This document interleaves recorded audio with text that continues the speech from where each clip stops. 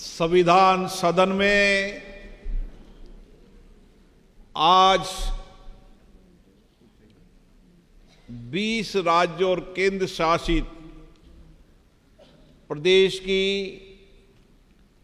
सभी पंचायत राज की प्रतिनिधिगण, जनजाति क्षेत्र की महिलाओं को मैं इस संविधान सदन में हार्दिक अभिनंदन करता हूं, स्वागत करता हूं। ये संविधान सभा ऐतिहासिक भी है और गरिमापूर्ण भी है। इसी सदन में हमने आजादी प्राप्त की, हमने सत्ता का हस्तांतरण इसी सदन में हुआ। इसी सदन में 75 वर्ष पहले व्यापक चर्चा, संवाद, सहमति असहमति, व्यापक मंथन के साथ संविधान बनाया। और इस संविधान सभा में यहां पर उस समय भी 15 महिलाओं ने इस संविधान बनाने में अपना योगदान दिया। आज इस विशिष्ट स्थान पर, जिसकी समृद्ध विरासत है, इतिहास है, जो हमारी लोकतांत्रिक प्रक्रियाओं को इसी सदन ने मजबूत किया है, आप सब यहाँ पर आई हैं। और विशेष रूप से आज महिला बाल विकास विभाग की मंत्री श्रीमती अन्नपूर्णा देवी जी, इसी विभाग की राज्य मंत्री सावित्री ठाकुर जी, और जिन्होंने महिला आयोग के अध्यक्ष बनने के बाद महिलाओं के प्रतिनिधित्व, महिलाओं के नेतृत्व, महिलाओं के माध्यम से सामाजिक आर्थिक विकास के नए योगदान के लिए आप सबको बुलाया है। महिला आयोग के अध्यक्ष विजय राहटकर जी को, उनको विशेष रूप से मैं बधाई देता हूं, जिन्होंने इस कार्यक्रम को आयोजित किया और विशेष रूप से देश के अलग अलग राज्यों से, जनजाति क्षेत्र से, जो हमारी सबसे महत्वपूर्ण संस्था है पंचायत राज, जिसके पंचायत राज के माध्यम से हम गांव के विकास और गांव के विकास के साथ हम आत्मनिर्भर भारत बनाने की दिशा में काम कर रहे हैं। हमारे लोकसभा के महासचिव उत्पल कुमार सिंह जी, सभी माननीय सांसदगण, विशिष्ट अतिथिगण, मैं आप सबका भी बहुत हार्दिक अभिनंदन करता हूं। भारत की विरासत, उसकी संस्कृति, उसके संघर्ष में महिलाओं का बहुत बड़ा योगदान रहा है। चाहे आजादी की लड़ाई हो, और उस आजादी की लड़ाई की पहली शुरुआत भी 1857 में हमारी रानी झांसी जी ने की। और उसके बाद इस आजादी के आंदोलन के अंदर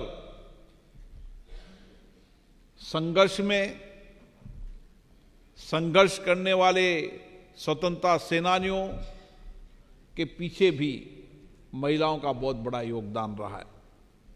हमारे सामाजिक क्षेत्र हो, चाहे राजनीति क्षेत्र हो, चाहे विज्ञान का क्षेत्र हो, चाहे टेक्नोलॉजी का क्षेत्र हो, चाहे अंतरिक्ष का क्षेत्र हो, हर क्षेत्र के अंदर इस देश की महिलाओं ने इस देश के विकास में बहुत बड़ा योगदान दिया है।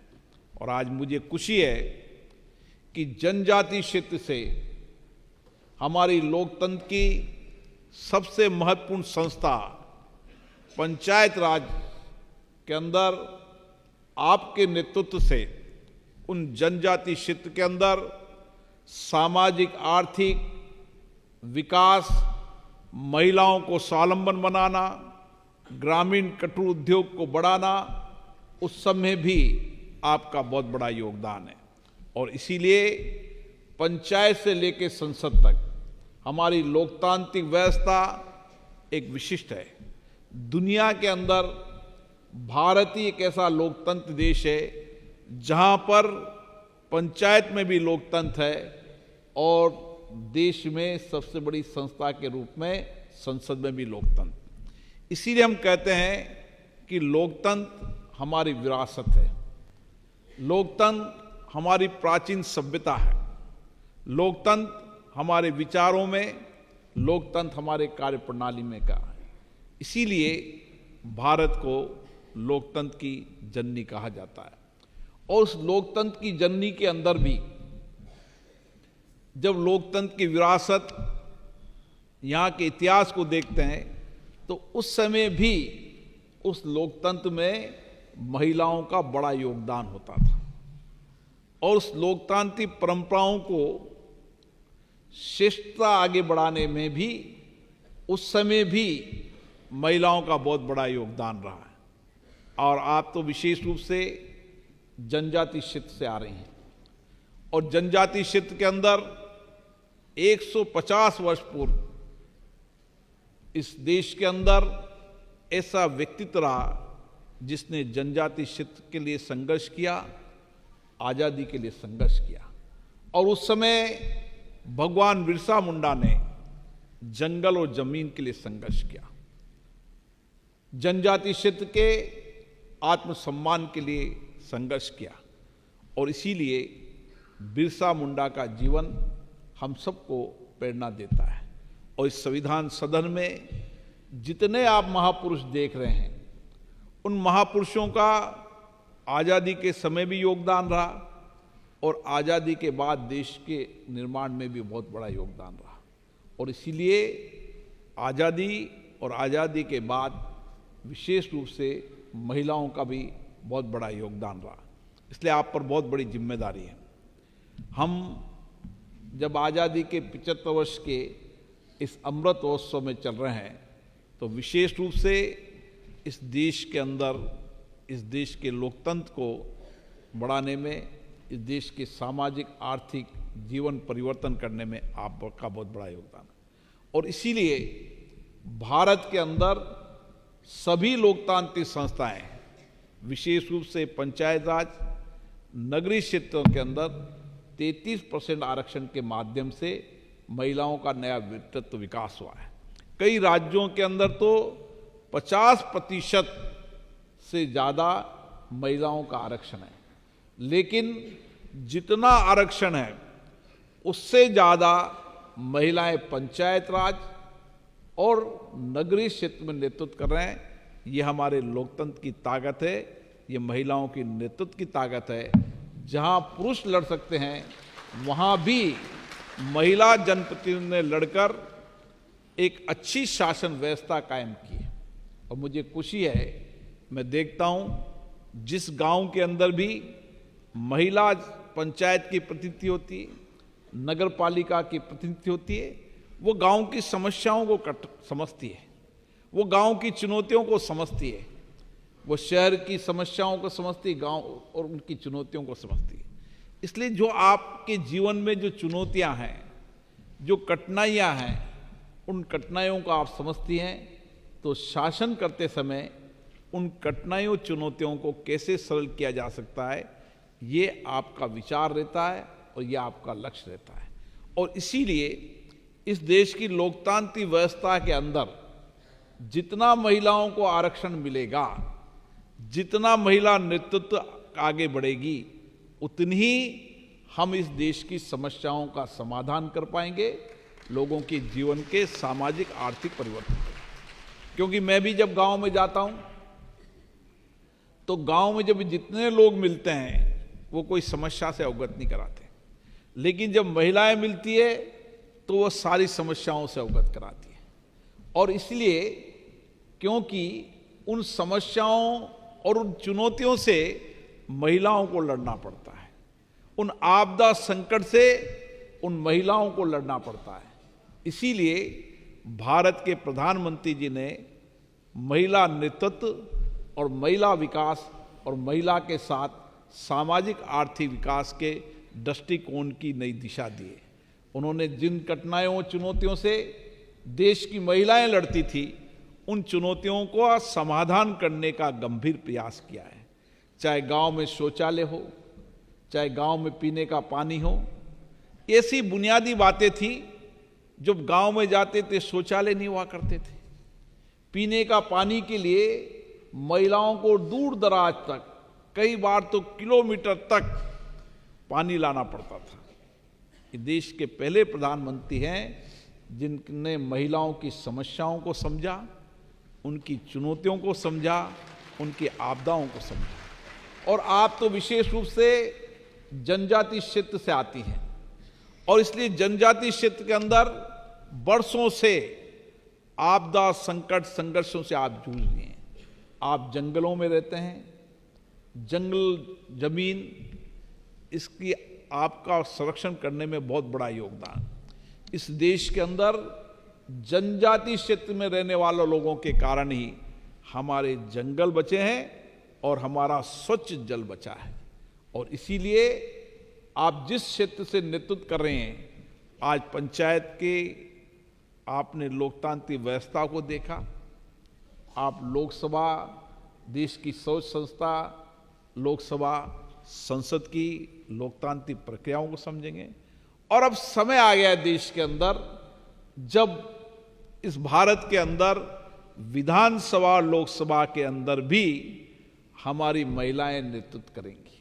लगातार महिलाओं का नेतृत्व राज्य की विधानसभा लोकसभा में बढ़ रहा है, लेकिन अब समय आ गया है कि राज्य की नीतियों में, केंद्र की नीतियों में, पॉलिसीज के अंदर महिलाओं की कठिनाइयों समस्याओं के समाधान के लिए महिला नेतृत्व करे और अपनी बात विधानसभा लोकसभा जैसी संस्थाओं में रखें।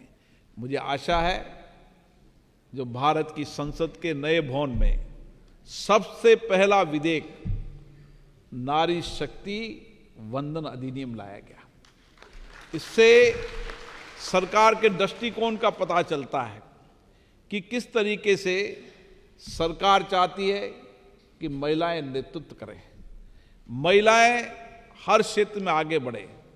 राजनीति नेतृत्व के रूप में हमारी लंबी विरासत रही है, आज़ादी की लड़ाई की विरासत, आज़ादी के बाद शासन करने की एक लंबी विरासत रही है।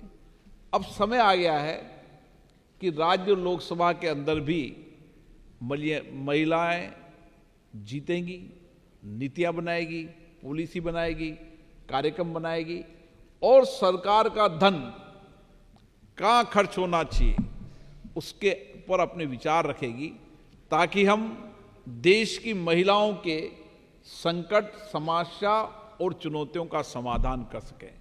मुझे खुशी है कि आप दूर दराज से आए हैं, एक विचार लेकर आए हैं, एक संकल्प लेकर आए हैं। ये नया वर्ष 2025 का आपके लिए नया संकल्प का वर्ष होना चाहिए।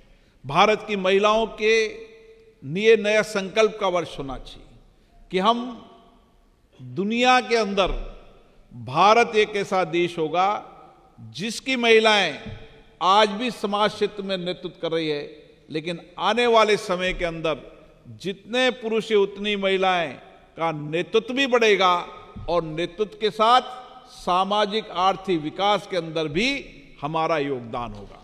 और आज मुझे खुशी है कि चाहे किसी भी परीक्षाओं में ले लें, चाहे किसी भी कंपटीशन में ले लें, अभी 33-40% महिला आ रही हैं, लेकिन जिस तरीके का समय गुजर रहा है, आने वाले समय में शिक्षा के अंदर, विज्ञान के अंदर, टेक्नोलॉजी के अंदर हमारी युवा महिलाएं नेतृत्व करेगी और आने वाले समय में दुनिया को एक बेहतर मानव संसाधन देने में आपका बहुत बड़ा योगदान होगा। मैं पुनः आप सबको इस संविधान सभा में हार्दिक अभिनंदन करता हूं। आज आप नया नेतृत्व लेकर जाएंगी, नई लोकतांत्रिक व्यवस्थाओं को समझ के जाएंगी और अपने अपने क्षेत्र के अंदर हमारी कोशिश होना चाहिए, हमारी प्रतिस्पर्धा इस बात की होनी चाहिए कि मेरी पंचायत में मेरे द्वारा जनजाति क्षेत्र के अंदर सामाजिक आर्थिक विकास तो हुआ है, लेकिन महिलाओं को नेतृत्व देने में हमने योगदान दिया है और उसी के साथ साथ उसके सामाजिक आर्थिक पहलू के साथ साथ ग्रामीण स्वावलंबन। आज मैं देखता हूं कि जहां जहां भी जनजाति क्षेत्र की महिलाएं अपने प्रोडक्ट, अपने हाथ से बनाए हुए प्रोडक्टों का समय समय पर छोटे छोटे प्लेटफॉर्म पर उपयोग करती है, लेकिन अब समय आ गया है कि दुनिया के अंदर जनजाति क्षेत्र की महिलाओं का बनाया प्रोडक्ट हो, चाहे खाद्य सामग्री हो, चाहे जड़ी बूटियां हो, हर क्षेत्र के अंदर हम इंटरनेशनल मार्केट पर, अंतर्राष्ट्रीय बाजार के अंदर भी महिलाओं के बने हुए प्रोडक्ट बेच सकें। और मैंने कई जनजाति क्षेत्र की महिलाओं को देखा है कि वह अंतर्राष्ट्रीय प्रोडक्ट पर बेचती है, ऑनलाइन करोड़ों का व्यापार कर कर गांव के अंदर बैठी महिलाओं को रोजगार देने का काम भी कर रही है। और इसीलिए अब समय आ गया है कि महिलाएं अब मजदूरी नहीं करेगी। अब समय आ गया है महिलाएं एक कुशल और कुशलता के साथ अपने हाथ में जो हुनर है, जो आपकी दक्षता है, वो अद्भुत है। उस दक्षता का उपयोग करते हुए हम हमारे गांव की महिलाओं को आत्मनिर्भर बनाने के लिए एक व्यापक योजना बनाएंगे। मैं महिला आयोग के अध्यक्ष से आग्रह करूंगा कि वह हर जनजाति क्षेत्र की पंचायतों के अंदर एक एक प्रोडक्ट को इस तरीके की दक्षता बनाने के लिए उनको कौशल प्रदान करे, ताकि अंतर्राष्ट्रीय बाजार में उस गांव ढाणी की जो प्रोडक्ट है, उस प्रोडक्ट को हम अंतर्राष्ट्रीय बाजार के अंदर एक नया मार्केट दे सकें, ताकि उस गांव के अंदर वो रहने वाली महिलाओं को उसी गांव में रोजगार मिल जाए, ताकि गांव को दूर दराज जाकर पलायन कर कर काम न करना पड़े। मुझे याद है, एक माँ बेटी की संवेदना को मैं समझता हूँ, उनकी पीड़ा को समझता हूँ। आज भी इस देश के अंदर करोड़ों महिलाएं हैं जो अपने घर का खर्चा खुद चलाती है और नए विचार, नई दिशा तो मैं देखता हूं कि हमारी पढ़ने वाली बेटी खुद अध्ययन प्रशिक्षण भी करती है और साथ में आर्थिक रूप से पैरों पे खड़े होने की नया संकल्प, नया विचार भी उनमें है। आप में बहुत बड़ा आत्मविश्वास है, आपकी दक्षता है, आपकी कौशलता है, संवेदना है आप में। हम सब महिलाओं को भारत के नेतृत्व की नई दिशा देनी है। और आज जब हम संविधान सदन में आए तो इन महापुरुषों से, और जो स्वतंत्रता आंदोलन और स्वतंत्रता के आंदोलन के बाद जिन्होंने देश में योगदान दिया, उनसे नई प्रेरणा लेकर जाएंगे और देश के अंदर महिलाओं को आत्मनिर्भर बनाएंगे, आत्मस्वावलंबन बनाएंगे और सामाजिक नेतृत्व देकर और आर्थिक नेतृत्व देकर इस देश को आगे बढ़ाने में योगदान देंगे। आप सभी को पुनः यहाँ पधारने के लिए हार्दिक अभिनंदन, स्वागत। बहुत बहुत